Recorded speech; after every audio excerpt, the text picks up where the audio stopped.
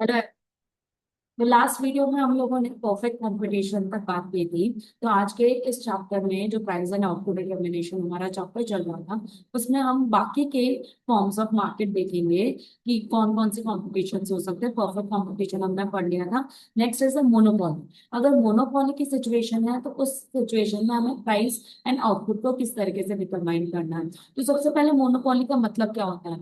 Mono का मतलब होता है सिंगल, पोलो का मतलब होता है सेलर। तो this is a market form जहां पर एक ही सेलर है उस प्रोडक्ट का, उसको बोलते हैं monopoly. So there is a single seller and there are large number of buyers. तो वहां पर जो फर्म है वही हमारी इंडस्ट्री होगी। आपको फर्म और इंडस्ट्री के बीच का डिफरेंस आई होप पता है। The summation of all the firms is known as industry. तो यहाँ पर फर्म एक ही सिंगल फर्म है, तो वही हमारी इंडस्ट्री है। And as we are aware, industry is the price maker and firm is the price taker. तो यहाँ तो फर्म और इंडस्ट्री एक ही है। तो सिचुएशन में फर्म क्या हो गए, they are the price maker.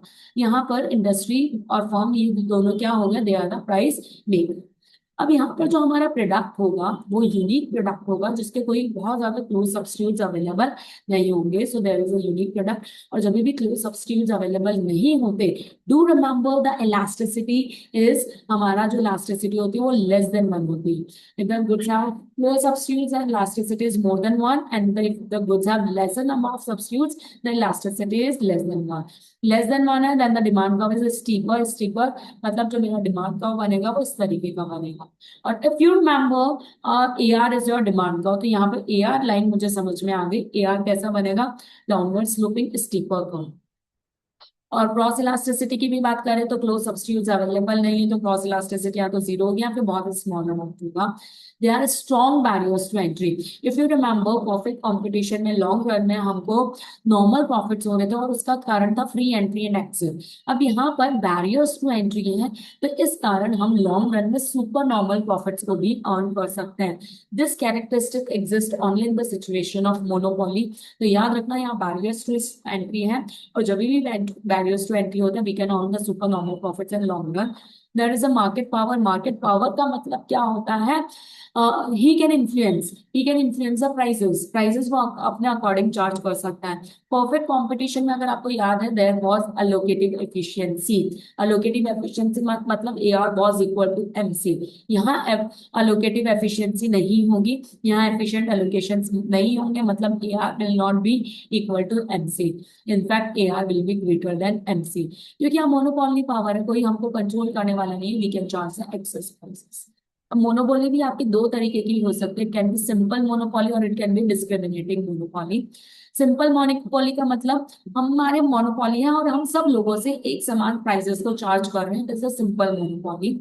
और डिस्क्रिमिनेटिंग मोनोपोली मतलब अलग अलग लोगों से अलग अलग तरीके से हम प्राइसेस को चार्ज कर रहे हैं। और ऐसा हमारे साथ में रोजमर्रा की जिंदगी में बहुत बार होता है। जैसे हम मेट्रो में जाते हैं, peak time off peak time में हमारे साथ अलग अलग चार्जेस प्राइसेस को चार्ज किया जाता है।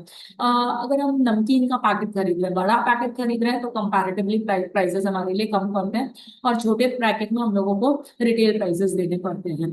हम लोग ट्यूशंस जाते हैं तो हमारी बार्गेनिंग पावर के बेसिस पे हम लोगों के प्राइसेस अलग अलग हो जाते हैं। रेलवेज में जाते हैं तो सीनियर सिटीजन्स को कंसेशंस मिल जाते हैं। तो हर जगह हम लोगों की लाइफ में हम देखेंगे यहाँ पर डिस्क्रिमिनेशन चलते हैं। तो ये जो डिस्क्रिमिनेशन होता है इसको हम डिटेल में पढ़ेंगे अभी। अब एग्जाम पॉइंट ऑफ व्यू से इंपॉर्टेंट रहता है। सबसे पहले हम सिंपल मोनोपोली चलते हैं। तो सिंपल मोनोपोली में शॉर्ट रन में मुझे क्या करना है, I have to determine the price and output. Same तरीके से करना है।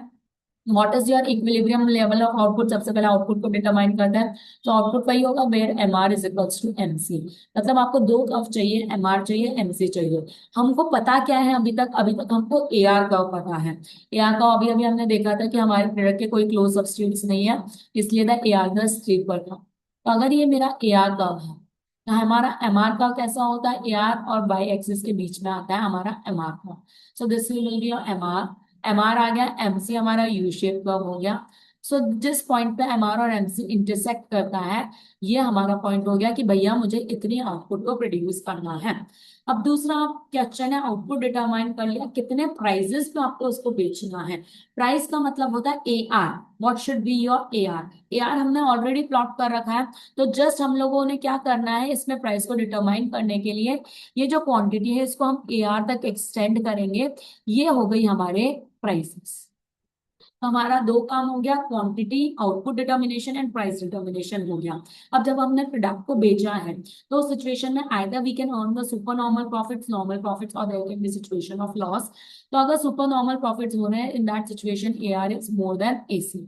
If AR is more than AC, how to plot it graphically. तो हम लोगों ने सिंपली एमआर और एमसी कर्व बना लिया, आउटपुट डिटरमाइन कर लिया, प्राइसेस डिटरमाइन कर लिया।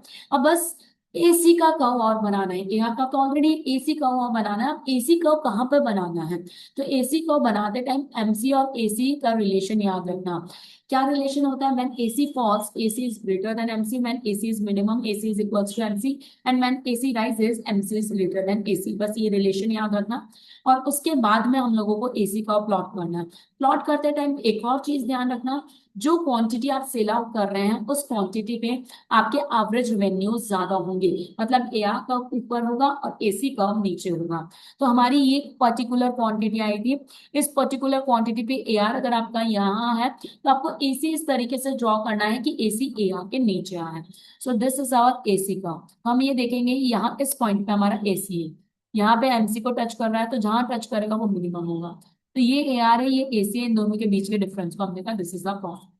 और वही अगर हमारा नॉर्मल प्रॉफिट है तो ए आर और एसी सेम पॉइंट पे आएंगे। कौन से सेम पॉइंट पे, जो आउटपुट आप प्रोड्यूस कर रहे हैं उस आउटपुट के ऊपर ए आर और एसी सेम होगा। If this is the output, इस आउटपुट पे ए आर हमारा यहाँ है, तो एसी भी हमारा यहीं पर होगा। और in the situation of loss, AC आपका ऊपर की तरफ बनेगा और ए आर नीचे की तरफ बनेगा। इन दोनों के बीच का जो गैप है इसको हम बोलते हैं। तो ये हमारी तीन सिचुएशंस हो जाएगी। आगे हम देखते हैं लॉन्ग रन की अगर हम बात करें, तो लॉन्ग रन में there are strong barriers to entry. तो दैट मीन्स यहाँ पे बैरियर्स रहते हैं, न्यू फॉर्म्स आ नहीं सकते, तो लॉस वाली सिचुएशन तो है नहीं, लॉसेस हमारे होंगे नहीं। We can earn either the normal profits और we can continue to have the super normal profits also.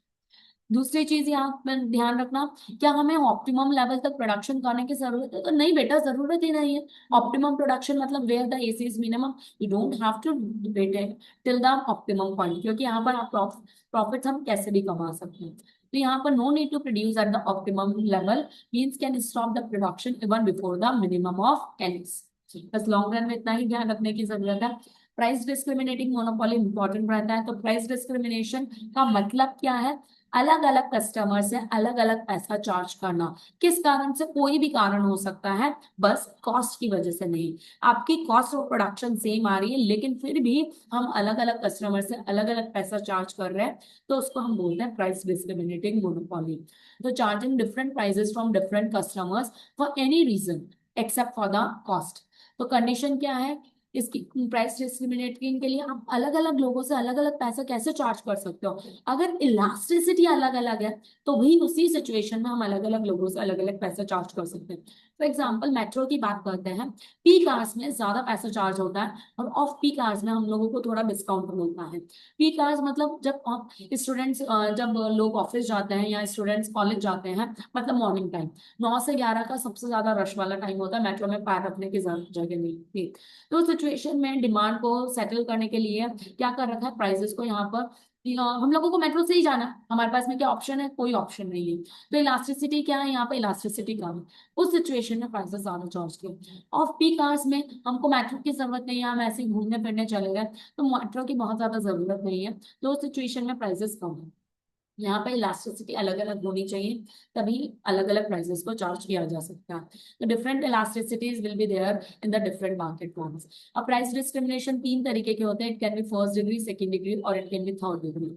First degree price discrimination बोलता है हर कस्टमर से अलग अलग पैसे चार्ज कर रहे हैं। जैसे कि एडवोकेट की बात करें, वकील की बात करता है, खिड़की से खोल के पहले देखता है, अगर बाहर बड़ी गाड़ी से आया है तो उससे बड़ा पैसा चार्ज करेंगे, ऑटो रिक्शा से आया है तो उससे कम पैसा चार्ज करेंगे।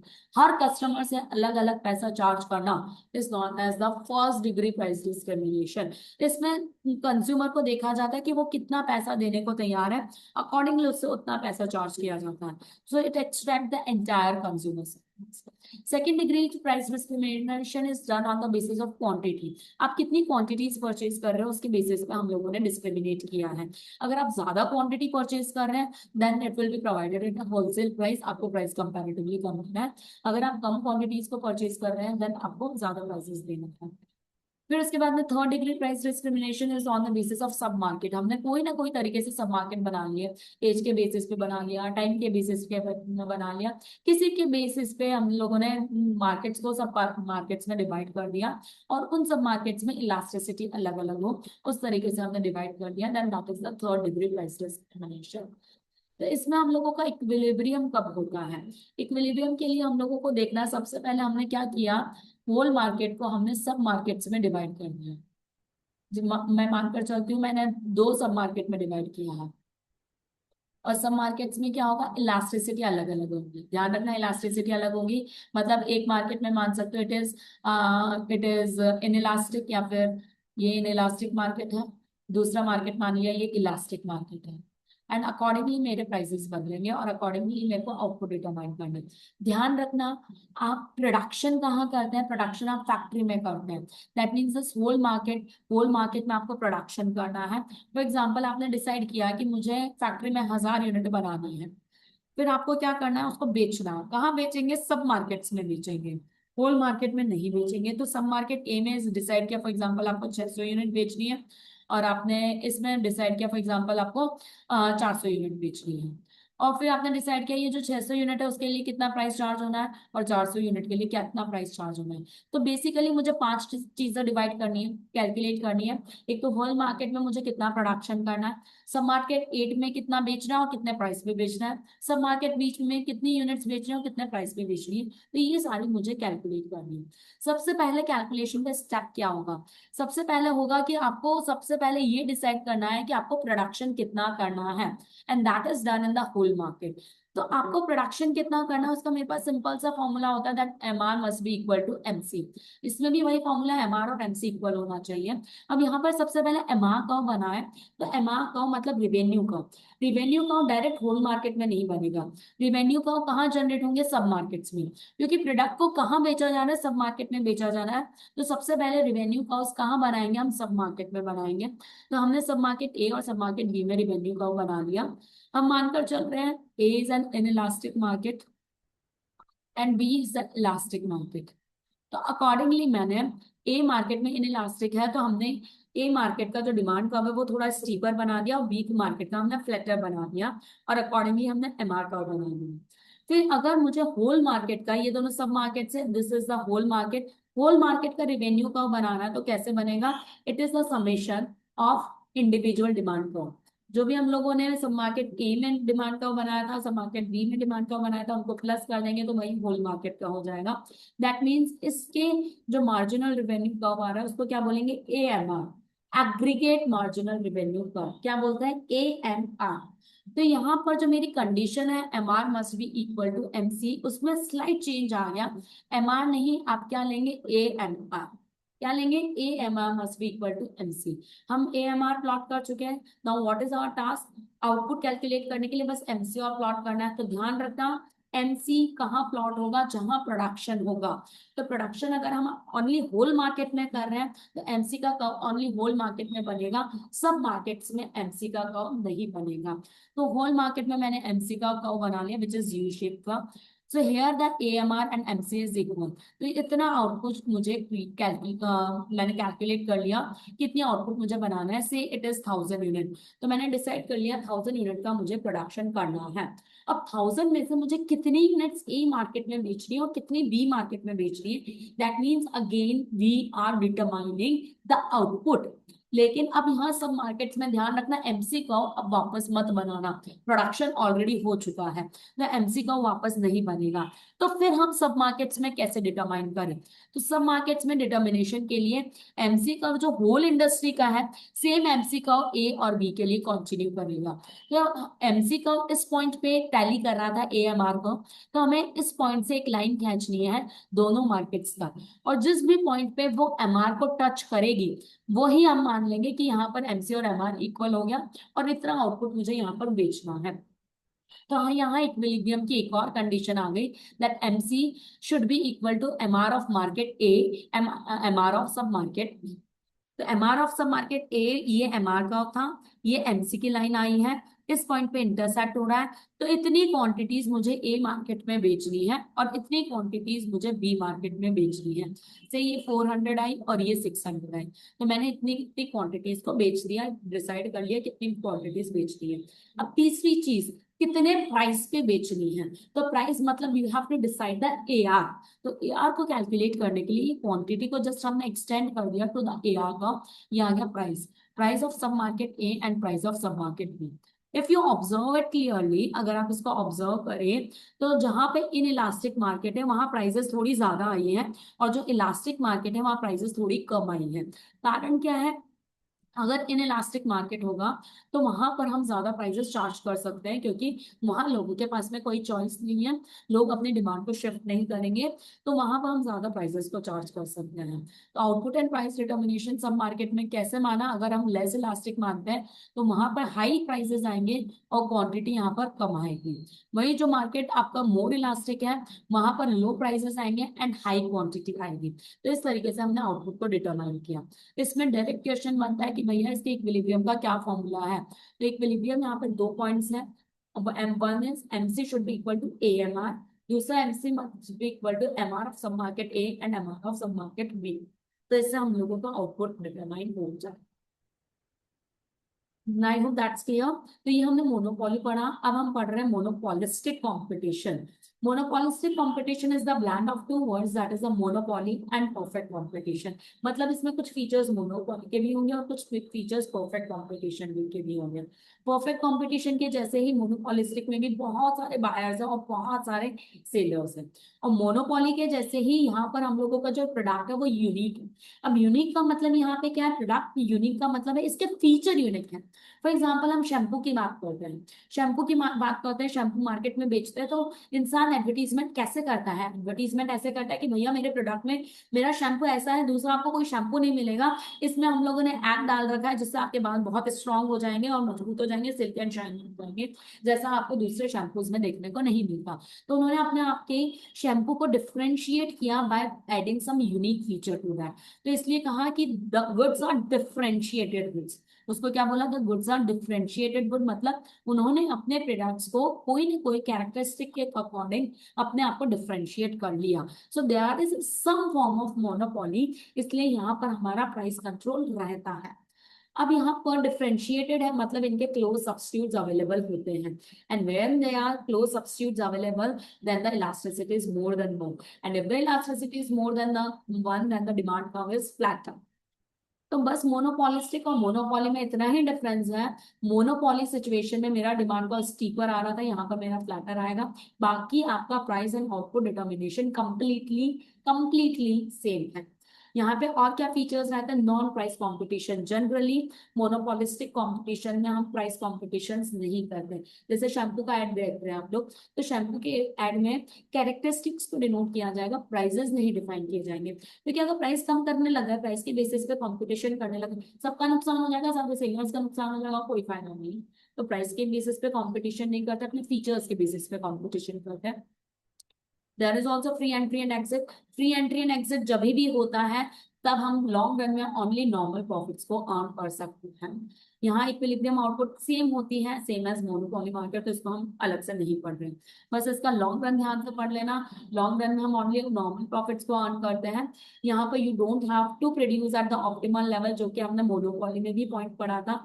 ऑप्टिमम पॉइंट मतलब मिनिमम ऑफ एलएसी पॉइंट पे प्रोडक्शन करने की जरूरत नहीं है।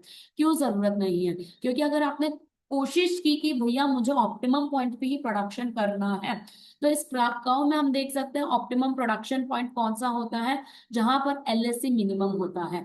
एलएससी हमारा इस पॉइंट पे मिनिमम है। अगर आप, और ये आपका इक्विलिब्रियम पॉइंट है, here the MR is equals to M, sorry, here the MR is equals to MC, मतलब मुझे इतनी क्वांटिटी बनानी है, इतनी क्वांटिटी बनानी है, और इस पर हमारी ये नॉर्मल प्रॉफिट्स हो गया। तो आप सोचे नहीं भैया मुझे तो क्यों नहीं, मुझे आर लेवल का प्रोडक्शन करना है, क्योंकि मुझे ऑप्टिमम पॉइंट पे ही करना है। मैं चाहती हूँ मेरी long run average cost minimum से मिनिमम पॉइंट पे आए, तो मुझे ऑप्टिमम पॉइंट पे प्रोडक्शन करना है। अगर आपने इस सोच से प्रोडक्शन किया, तो उस सिचुएशन में क्या होगा, आपको लॉस होगा। क्यों? क्योंकि अगर आप क्वांटिटीज को इंक्रीज कर रहे हैं तो उससे दो इफेक्ट होते हैं। एक तो आपकी कॉस्ट तो मिनिमम होगी, कॉस्ट आपका फॉल होगा, कॉस्ट फॉल होने के साथ में आपका रेवेन्यूज भी तो फॉल होंगे। आपको पता है ज्यादा क्वांटिटी बेचने के लिए आपको प्राइसेस कम करने पड़ेंगे, and the fall in the revenue will be more than the fall in cost, तो इसलिए आपको लॉस ही होगा।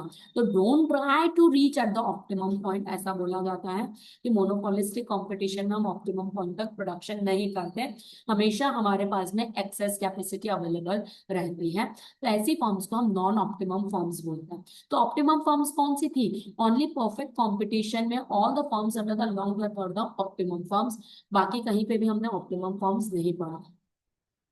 अब आगे चलते हैं, what is the basis of difference. ये डिफरेंसेस आप लोगों को थोड़ा सा ध्यान रखना। Number of buyers and sellers की बात करें तो परफेक्ट कंपटीशन में there are large number of buyers and sellers, monopoly में there is a single seller and here the firm is equals to industry. Monopolistic competition में again there are large number of buyers and large number of sellers. Product की बात करें तो perfect competition में homogeneous product होता है, monopoly में कोई क्लोज सब्स्टिट्यूट्स नहीं होते, यूनिक प्रोडक्ट रहता है। और मोनोपोलिस्टिक कंपटीशन में डिफरेंशिएटेड प्रोडक्ट रहता है जिसके क्लोज सब्स्टिट्यूट अवेलेबल रहते हैं, इस कारण यहाँ पर हमारी इलास्टिसिटी ग्रेटर देन 1 होती है। मार्केट शेयर की बात करें तो इनसिग्निफिकेंट शेयर होता है under the perfect competition. Under the monopoly यहाँ पर पूरा मार्केट हमारा खुद के कंट्रोल में है, so there is control over the whole market. Monopolistic competition में बहुत सारे फर्म्स रहती है तो स्मॉल रिलेटिव शेयर होता है हमारा। कंपटीशन देखें तो परफेक्ट कंपटीशन में सबसे हाई कंपटीशन रहता है, मोनोपोली में कोई कंपटीशन ही नहीं रहता, और मोनोपोलिस्टिक में इम्परफेक्ट कंपटीशन रहता है। मोनोपोली पावर, परफेक्ट कंपटीशन में कोई मोनोपोली पावर नहीं है, मोनोपोली पावर नहीं है तो यहाँ पर अलोकेटिव एफिशिएंसी एग्जिस्ट करती है। मोनोपोली में high degree of monopoly power रहता है, और मोनोपोलिस्टिक में कुछ हद तक आपकी मोनोपोली रहती है। फिर फ्री एंट्री एंड एग्जिट की बात करें तो परफेक्ट कंपटीशन में और मोनोपोलिस्टिक कंपटीशन में आपकी फ्री एंट्री रहती है, लेकिन मोनोपोली में there are strong barriers to the entry. Price control, price control में परफेक्ट कंपटीशन में the firms are the price taker, monopoly में they are the price maker. Monopolistic में सम कुछ हद तक आपका प्राइसेस पे कंट्रोल रहता है क्योंकि कुछ हद तक आपकी मोनोपोली पावर है। Then price and cost relation की बात करें तो प्राइस एंड कॉस्ट रिलेशन मतलब यहाँ पर एआर और एमसी की बात करें तो परफेक्ट कंपटीशन में AR is equals to MC। Under the imperfect competition monopoly में AR इज ग्रेटर, दोनों नहीं, ये दोनों ही इम्परफेक्ट कंपटीशन होते हैं तो दोनों के अंदर ही AR will be greater then MC। Price level की बात करें तो ध्यान रखना परफेक्ट कंपटीशन में सबसे कम प्राइस होते हैं, मोनोपोली में सबसे ज्यादा प्राइस होते हैं, मोनोपोलिस्टिक कंपटीशन में बीच के प्राइसेस रहते हैं। Elasticity of demand curve, perfect competition में इन इलास्टिक डिमांड कर्व होता है, परफेक्टली यहाँ पर जो हमारी डिमांड होती है that is perfectly elastic. Monopoly में इट इज इन इलास्टिक और मोनोपोलिस्टिक में it is elastic. MR and AR accordingly हम बना लेते हैं, TR को अकॉर्डिंगली हमारा बन जाता है। प्राइस डिस्क्रिमिनेशन आप ओनली मोनोपोली सिचुएशंस में कर सकते हैं। लॉन्ग रन में हम लोग ओनली मोनोपोली में सुपर नॉर्मल प्रॉफिट्स होते हैं, बाकी परफेक्ट कंपटीशन और मोनोपोलिस्टिक में आप ओनली नॉर्मल प्रॉफिट्स को अर्न कर सकते हैं। सेलिंग कॉस्ट, परफेक्ट कंपटीशन में कोई सेलिंग कॉस्ट नहीं होती है, मोनोपोली में जनरली सेलिंग कॉस्ट काफी कम होती है क्योंकि एडवर्टीजमेंट्स के लिए आपको जरूरत नहीं है, और मोनोपोलिस्टिक कंपटीशन में सेलिंग कॉस्ट आपकी बहुत ज्यादा होती है क्योंकि आपको बहुत ज्यादा एडवर्टीजमेंट्स करने हैं। फिर उसके बाद में ये थोड़े पॉइंट्स और हैं, कंट्रोल ओवर द आउटपुट, क्या आप आउटपुट को कंट्रोल कर सकते हैं? तो यस, परफेक्ट कंपटीशन में जो प्राइस गिवन है उस पर आपको जितना क्वांटिटी बेचनी है उतनी क्वांटिटी बेच सकते हैं, दैट मीन्स आप प्राइस को क्वांटिटीज को कंट्रोल कर सकते हैं। मोनोपोली में भी आप क्वांटिटीज को कंट्रोल कर सकते हैं और मोनोपोलिस्टिक कंपटीशन में भी, तो क्वांटिटीज आपके हाथ में होता है, प्राइस मार्केट के ऊपर बस में होता है। Cost of use for the production, तो यहाँ पर अगर हम परफेक्ट कंपटीशन की बात करें तो हम मिनिमम कॉस्ट पे प्रोडक्शन करते हैं, लेकिन वही मोनोपोली और मोनोपोलिस्टिक कंपटीशन में मिनिमम पॉइंट पे नहीं करते, we produce at the declining portion of average cost पर। इक्विलिब्रियम क्वांटिटी की बात करें तो यहाँ पर परफेक्ट में हाईएस्ट क्वांटिटी होती है क्योंकि बहुत सारे सेलर्स है, so we can produce the highest quantity at least cost. और मोनोपोली में लीस्ट क्वांटिटी प्रोड्यूस होती है, मोनोपोलिस्टिक में बीच की क्वांटिटी होती है। कंज्यूमर का एक्सप्लॉइटेशन, तो परफेक्ट कंपटीशन में कोई एक्सप्लॉइटेशन नहीं होता, मोनोपोली में सबसे ज्यादा एक्सप्लॉइटेशन हो सकता है, एंड मोनोपोलिस्टिक में बीच का रहता है। Allocation of resources, so there is in the perfect competition there is efficient allocation of the resources, that means यहाँ पर हम लोग रिसोर्सेज को प्रॉपर यूटिलाइज कर रहे हैं, मिस एलोकेशंस नहीं हो रहे हैं। लेकिन मोनोपोली और मोनोपोलिस्टिक में इनएफिशिएंट एलोकेशंस होते हैं, that means AR can be greater than MC. Wastage होता है क्या? परफेक्ट कंपटीशन में कोई वेस्टेज नहीं है, कोई एडवर्टीजमेंट्स नहीं है, इसलिए कोई परफेक्ट कंपटीशन में वेस्टेज नहीं है। लेकिन मोनोपोली और मोनोपोलिस्टिक दोनों जगह हम लोगों का वेस्टेज है। Next form is the oligopoly. Oligopoly का मतलब क्या होता है? ओलिगो का मतलब होता है दे आर फ्यू, और पॉली का मतलब होता है सेलर्स। तो oligopoly is a market form where they are few large sellers. Few का मतलब बिटवीन 2 to 10। हमारे मार्केट में 2 से 10 सेलर्स के बीच में है, तो उसको हम बोलेंगे this is the oligopoly type. Buyers बहुत, सेलर्स हमारे लिमिटेड है, कुछ है, कुछ मतलब 2 से 10 के बीच में है। एक होगा तो वो मोनोपोली होगा, लेकिन एक से ज्यादा है, लेकिन बहुत ज्यादा भी नहीं है। तो कुछ एग्जांपल्स आपको याद रखने हैं, जैसे कि एयरलाइंस हो गई, एल्यूमिनियम इंडस्ट्री हो गई, या फिर आप लोगों का कोल्ड ड्रिंक इंडस्ट्री हो गई, या फिर मोबाइल सेक्टर हो गया, टेलीकॉम हो गया। ये सब कुछ एग्जाम्पल्स आपको ध्यान रखना है ओलिगोपोली। एग्जाम्पल आपको डेफिनेटली याद रखना है सारे फॉर्म्स के, क्योंकि एग्जाम्पल बेस्ड एग्जाम में क्वेश्चन आता है। अब यहाँ पे फर्म्स आपकी बहुत ज्यादा नहीं है, तो इंडिविजुअल फर्म का जो मार्केट शेयर होता है वो काफी ज्यादा होता है। यहाँ पर there is a strategic independence, मतलब अगर मैंने कोई भी एक्शन लिया तो हैंड टू हैंड दूसरी फर्म भी एक्शन लेगी। फॉर एग्जाम्पल, अगर जियो ने प्राइसेस बढ़ा दिए, तो हैंड टू हैंड वोडाफोन और आइडिया ने, इन सब ने भी प्राइसेस बढ़ा दिए थे। तो यहाँ पर स्ट्रैटेजिकली इंटरडिपेंडेंस होता है, एक फर्म क्या करती है अकॉर्डिंगली दूसरे फर्म अपनी स्ट्रैटेजीज को बदल देती है। यहाँ पर एडवर्टीजमेंट और सेलिंग कॉस्ट बहुत हाईली इंपॉर्टेंट रहती हैं। गुड्स हमारे होमोजीनस भी हो सकते हैं और डिफरेंशिएटेड भी हो सकते हैं। और यहाँ पर जो बिहेवियर होता है that is the group behaviour. Group behaviour only इसी में पढ़ते हैं और कहीं पे भी नहीं होता, तो this is the differentiating point. Price and output determination की बात करें तो यहाँ पर प्राइस एंड आउटपुट डिटर्मिनेशन को हम इजीली नहीं कर सकते हैं, क्योंकि ये राइवल्स के बिहेवियर पे डिपेंड करता है। तो इसके लिए हम पर्टिकुलरली कुछ भी नहीं पढ़ते हैं, डिमांड हमारी अनसर्टेन रहती है, वो शिफ्ट हो सकते हैं, इसलिए कोई भी सिंपल एनालिसिस यहाँ पर है नहीं। फिर उसके बाद में फिर भी हम लोग प्राइस एंड आउटपुट को डिटरमाइन तो करेंगे ही, ओलिगोपोली में तो अलग अलग तरीके से करते हैं। मानकर चलते हैं, पहला मानकर चलता है कि firms are independent. Firms independent है, मानकर चलो कि हम लोग इंडिपेंडेंट है, एक दूसरे पे कोई डिपेंडेंसी नहीं है, तब तो हम सिंपली जैसे हम लोग इक्विलिब्रियम निकाल रहे थे उसी तरीके से इक्विलिब्रियम निकाल सकते हैं, that is where MC is equals to MR. लेकिन अगर हम मानकर चले कि फर्म इंटरडिपेंडेंट है, मतलब एक दूसरे का इफेक्ट होता है, लेकिन हम स्ट्रैटेजिकली कुछ प्रिडिक्शंस कर सकते हैं, तो यहाँ अलग अलग मॉडल्स दिए हैं। एक तो कॉर्नेट मॉडल है, एक स्टैकलबर्ग्स मॉडल है, एक बार्ट्रेंड मॉडल है। कॉर्नेट मॉडल बोलता है कि एक फर्म अपनी आउटपुट को चूज कर सकता है, लेकिन प्राइसेस को कंट्रोल नहीं कर सकता। Here the controlling variable is the output. इसका जस्ट अपोजिट है बार्ट्रेंड। बार्ट्रेंड मॉडल बोलता है कि यहाँ पर हम आउटपुट को नहीं बदल सकते, यहाँ पर प्राइसेस को हम कंट्रोल कर सकते हैं। Firms compete bye setting up the prices. Prices हम कंट्रोल कर सकते हैं, उसको बदल सकते हैं, लेकिन आउटपुट नहीं बदल सकते। स्टेगलबर्ग मॉडल बोलता है कि एक लीडर फर्म है, एक लीडर फर्म है, वो जैसा करती है वैसे ही अदर फर्म्स करती है, that is the Stackelberg model. Next is the collusive behaviour या फिर कार्टेल फॉर्मेशन। कल्यूसिव बिहेवियर क्या होता है? मिलकर काम कर रहे हैं, आपस में कॉम्पीट नहीं कर रहे हैं। तो firms call to maximize joint profit, ताकि सबको फायदा हो।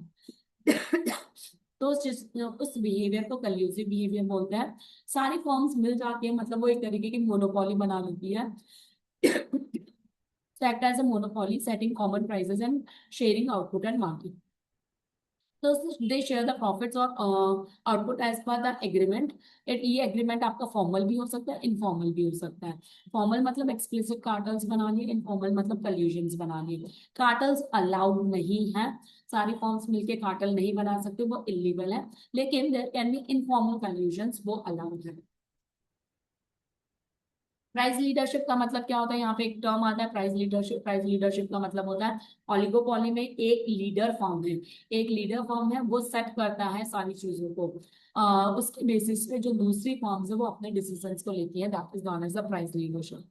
इसमें जो डिमांड कर्व होता है वो कैसा डिमांड कर्व होता है, that is the king demand curve, जिसको हम स्वीजीज मॉडल भी बोलते हैं। It is based on the price rigidity, ये इंपॉर्टेंट रहता है। यहाँ पर एक पर्टिकुलर प्राइस पे एक देयर इज अ किंग, इसलिए इसको किंग डिमांड कर्व बोलते हैं।